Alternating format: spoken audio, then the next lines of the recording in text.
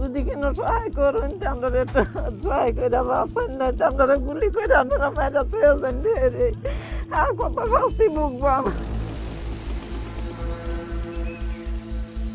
এখন আর আমার স্বামী যদি বাইর করবেন না পাই আগে বিটিক বিষ খেলাম তার বাদে নিজে বিষ খাইয়া মরুম